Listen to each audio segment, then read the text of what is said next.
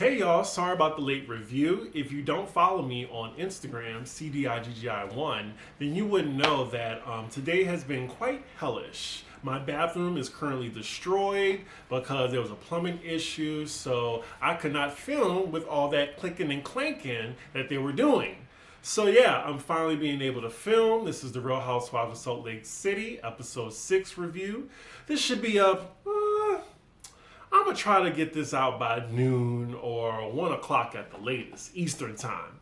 But anywho, I apologize for the late review. Let's get into the episode. So we open with Lisa and how busy she is for Sundance. She's like the self-appointed queen of Sundance. Now, word on the street is she's embellishing heavily with that title, and people that actually work with the Sundance Film Festival have no idea who she is. It's crazy how we just had a snowstorm recently in New York, and now New York looks like kind of like how Salt Lake City does in this little wide shot. Why is Meredith modeling this Morticia Addams dress? Like, all she's missing is like the ghoul makeup. So they're having a little fashion week in an area of Salt Lake City for some strange reason, and you know, Meredith has her connections and pull, so her privileged son will be showing at Fashion Week. Ugh, he just gets on my nerves so much. You didn't tell me I'll be walking in a fashion show, otherwise I would have went on like a juice cleanse or something.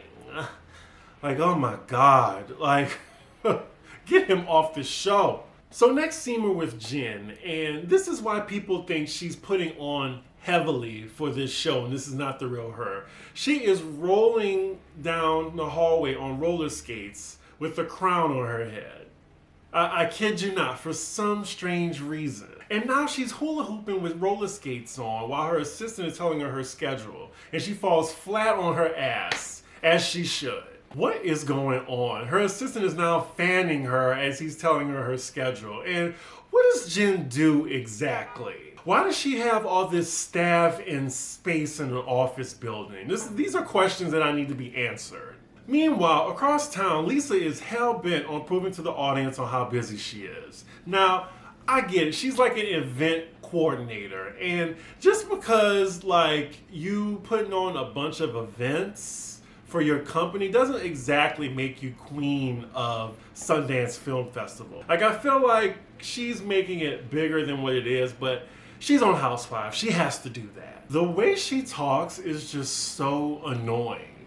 And Alex was right. Her husband is not attractive at all. He looks like someone's like drained the life essence out of him. And maybe that's what being married to Lisa is like. Next scene, we're at Whitney's place, and Jen's coming over to get in the hot tub. I gotta say, Jen comes out in this bathing suit with fur boots. Like I said, I could describe Jen in 2 words: ostentatious and gaudy. So they're in the hot tub, and Whitney's planning her husband's birthday celebration. And Jen is not missing any chance to trash Mary. She's still very angry at Mary for calling her a hoodlum and ghetto. She also makes an incest dig at her as well. Now, all Whitney cares about is planning her husband's birthday celebration and making sure it goes off without a hitch or any drama. So next we see all the ladies getting ready for Whitney's husband's birthday party. And now we're with Mary. And her house is just the definition of hodgepodge. She's talking to her housekeeper, who happens to be her grandmother's brother's daughter. And she makes a point to say in her confessional, oh yeah, we have nothing in common. She's been working for me for 20 years, but I don't know anything about her or what she does outside of helping me out. Just wow, Mary. Like, I mean, can somebody in the comments tell me one redeeming quality about Mary? Just one. All she's doing right now is just bringing the crazy to this show, but I need to know a redeeming quality. So Heather calls Mary on FaceTime and just asking her, you know, if she's coming to the party or not. And she's nervous that Mary's gonna run into Jen. And Mary's responding with her eyes bulging, saying, you know, I just want closure, I just want closure. And in her confessional, she says she just wants to be cordial whenever she sees Jen. Like, it's not like I'm not gonna see her. And you know what? That made me think of Potomac, because the thing is, where do they go to now? It feels like Giselle and Candace, they will not film with Monique at any means. So what are they gonna do? Like, they can't be cordial to her. So I'm really wondering who's coming back and who's not for Potomac.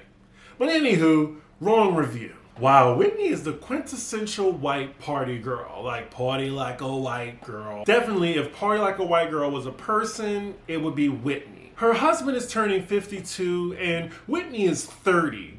They've been together for, I want to say 10 years. So I can see the scandal of when they were together. Like, she was 20 and he was 42. Yeah, that's kind of gross to me, but not as gross as marrying your step-grandfather. So they're all on a party bus headed to the venue, and it seems to be this huge house. Now, all the ladies are at the party with the exception of Lisa, because she's busy being the queen of Sundance Festival. And speaking of that, who's the woman that owns this big-ass house? Because they're saying she's the real queen of Sundance. Why isn't she on this show? Now, Jen, I love you, but I'm gonna need you to stop bringing Mary's name up. You are so pressed. Like, stop bringing her name up. Why do you care so much about someone you don't fuck with? So Mary approaches Jen at the party first and just says, "Oh, what's up? You look pretty." Like nothing ever happened. Jen says she wants to talk about it another time. She says, "Yeah, you hurt my feelings because I care about you." Huh? Jen, since when? I like that. Jen, since when did you give a fuck about Mary? Mary. So they're going over what happened at the luncheon, and shockingly, Mary apologizes. But she does bring up the fact that at Whitney's 1920s party, Jen screamed that Mary was a grandfather fucker. And Jen is like blatantly lying right now. She's like, "What? I didn't say that. I didn't call you that. What are you talking about?" Mary's like, "Girl, I was there." So I'm thinking it's one or two things. One, Jen is just a bold-faced liar. Or two, the producers made it seem like Mary heard what Jen was saying. I think Mary heard what Jen said. Like, she was yelling, she was drunk, she was really loud and boisterous. Like, I think she was screaming, "She's a grandfather fucker!" Like, I'm pretty sure Mary heard it, but Jen is sticking to this lie. So now she goes into the confessional and she says, "Well, I didn't talk to Mary the whole night, so I didn't call that to her face. But if I said it to somebody else, that doesn't count."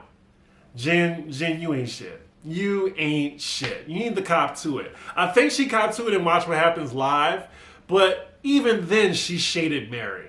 So after this, Mary just accepts that she's not going to get the truth out of Jen's fake ass. So she just says, "Okay, let's just move on." So the next scene, we're with Meredith and her son at the store. Wow, they're really trying to make Brooks happen. They really, really are. So the drama here is that Brooks' dad can't make it to his fashion show, and he's having the biggest bitch fit about it. Next, we're with Lisa, and she's getting ready for this event that she's coordinating. Now, clearly this is for this movie, this McDonald's documentary, McMillions, but they don't say anything about it. They just, show that it's clearly like McDonald's theme. We see that Lisa's kids are trying to FaceTime her while she's at work, and she immediately ignores them, and she says in her confessional that she's only answering important calls. That means they have to be work related. Not emergency when it's related to her children. It has to be work related. The kids, they can fend for themselves. Fuck them kids. Next scene, we have Heather and Whitney hanging out. And I gotta say, this little downtown scene in Salt Lake City looks nice. Looks really posh. But yeah, it looks nice. I might visit Salt Lake City.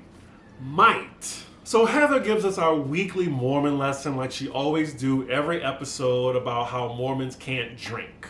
She's also telling Whitney that, "Oh my gosh, I just married for the wrong reasons. I married for religion and I didn't marry for love." And she says she's putting herself out there, but there's not much to choose from in the dating pool. Now, Whitney encourages her to keep trying and just stop making excuses for the reasons why you can't venture out and date. Now, I like Heather. I know some of y'all are shady. I've been hearing like, y'all call her all types of animals like bison, or she got wide shoulders, or she got a big ass jaw. I like Heather so far. She's just so fun and nice. She just doesn't get on my nerves, so I'm not gonna say anything bad about Heather. I like her. Next scene, we're at Jen's house. It looks like she's preparing to throw another lavish party at her house. This time it's for a family member that's presenting at Sundance, and I think she just like throwing these lavish parties because it's more about her than the person she's throwing it for. Wow, Jen's son is a little easy on the eyes. Hello. So we see Heather arrive at Jen's party, and she looks good. I like what she's wearing. And by the way she's talking, I think she's determined to get some dick at this party. So we get a little cameo from these two floozies from Vanderpump Rules, and I don't really watch the show, and then I heard it was canceled too, so sorry to that show. Jen introduces a guy to Heather for her to talk to, and Heather is on him like white on rice. Now she all but tells this man that she wants his BBC, and she's coming on a little bit too strong for me. So after this heavy flirtation, they go outside together. Now I'm not sure if they're leaving the party together or they're just going outside for a few, but the producers are trying to lead us to believe that they just left the party together to go fuck. And I'm hoping Heather got her some BBC, honestly. Heather's like, you down with BBC? Yeah, you know me. So the next day comes and Meredith is with her son at her house. They're getting ready to go to the fashion show. This scene is so chaotic, y'all. The smoke alarm is going off, like the toilet is overflowing, the dog is barking, there's dog shit everywhere. It's so chaotic. And then they still have the alarm going off on this scene and it's not over yet. So I had to mute this scene. Like it was agonizing. I'm not sure why they did that. Gosh, these rich people don't know what to do as all this shit is going on around them. Like I'm getting an anxiety attack just watching them have a panic attack on not knowing what to do in this situation. Gosh, these rich people don't know what to do in this situation. Like, they need their help for everything. So they get to the event 45 minutes late. It hasn't started yet. They're just getting ready. Ooh, I cannot stand Brooks. He is just such a spoiled brat. Now he's talking to his mom, and his mom shows him a video message that his dad sent him about being sorry that he can't be there, and he's giving him encouraging words. And Brooks isn't having it. He's just still having the bitch fit over it. And then we cut to Meredith in her confessional, and she's getting really emotional that her kids are being affected by her separation with her husband. I'm pretty sure that she has a man on the side. I'm not going to call it an affair, but I'm pretty sure she's getting hers. She's just feeling guilty about the effect it has on the kids. She don't care about her husband. And that is where the episode ends. This was another blah episode. It was just alright. I think this show just comes on so late. Like it'd be like 10:30. Last night, I fell asleep. I looked at the rest of this in the morning. I'm just like, can y'all please put this on at 8 o'clock? And can we give it its own night? I don't want to watch OC. I hate the OC. That's the only franchise I don't look at. I'm going to even give Dallas a chance when it comes on this season. Also, honestly, I feel the only thing that's keeping this show afloat is Jen and Mary's craziness. That's just me. But anywho, I will see y'all later this week. I might do another Tall Order Live. If not, then I'll see you for that Potomac reunion, part 2. Now, make sure y'all like, comment, and subscribe. And, as always, follow me on all my platforms, Twitter and Instagram, Cdiggi1. And yeah, I will see y'all next time. Bye.